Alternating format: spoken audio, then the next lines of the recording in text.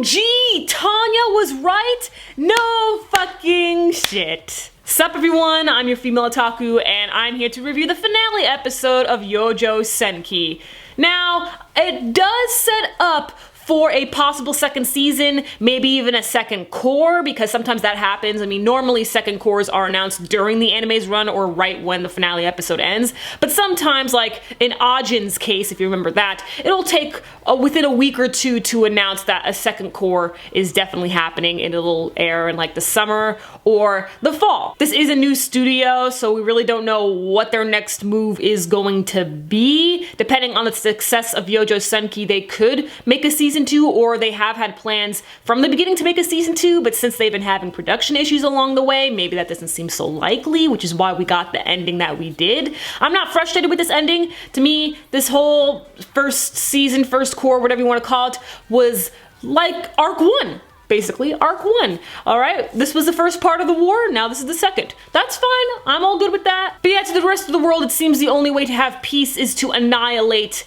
you know, Tanya's country. So they're gonna fight back, and the war is back on! Screw that truce. Tanya made a very interesting speech about hatred, and how in the end, she is consumed by it as well. And she made this awesome speech at the end as well. She made 2 speeches. One when she was talking to the one general when they were having tea and stuff, and towards the end when she was, you know, trying to hype up the soldiers and stuff. And those 2 speeches were great, but the speech over at the end was fantastic when she totally let loose. She was just so like, you know what? Fuck God, fuck him and his shit. We're gonna take over his job. We will be the new gods of this country, so let's go run him out of business. And I'm like, hot damn!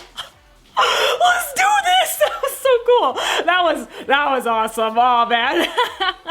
But yeah, so now they're going to head back into war, and the soldiers were pretty down because you know, being out of war is nice. Of course, for some people it can be extremely traumatizing, but for these soldiers' cases, they were really happy to be out of the war and finally relax, have their victory, live in glory, but that never happened. They only got a small glimpse of it, and it was snatched away from them so quickly. That's heartbreaking. But now they're pumped up and they're ready to fight. And we also see Mary, the daughter of the one dude who is trying to get revenge on Tanya, who died the other episode. Yeah, him.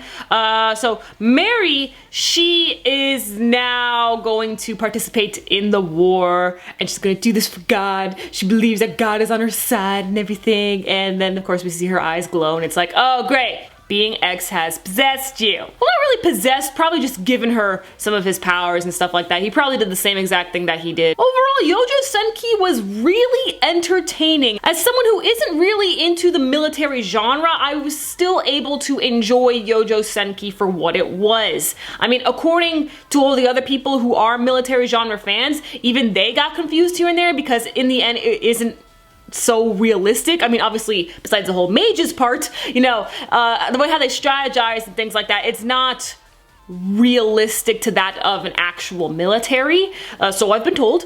But I was able to get by thanks to the help of so many of you. I will never forget that one episode review that I had no idea what was going on, and I was freaking talking to a stuffed polar bear. Yeah, that was something. But yeah, honestly, thank you guys so much for helping me out with these reviews, and in the end, it was entertaining. I enjoyed the ride. If there's going to be a second core or season 2, I will definitely watch it and review it. Why not? In the end, I'll rate Youjo Senki a solid 8 out of 10, mainly because out of enjoyment. I'm sure I would have gotten something more out of this if I truly understood all the military tactics and everything like that, and you know, some of the more hardcore strategies that they were doing to further along the story and stuff, some things I just still don't really understand, so you know, it happens, whatever.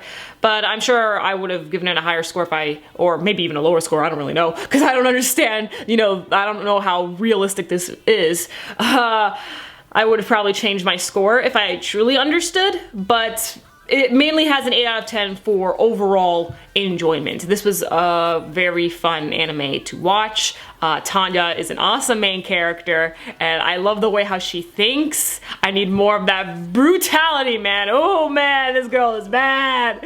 Other stuff with the anime, obviously the animation is definitely one of the weakest points of the series as a whole. The animation is not the best, but you know what, it was watchable, all right? It's not like my eyes were bleeding or anything.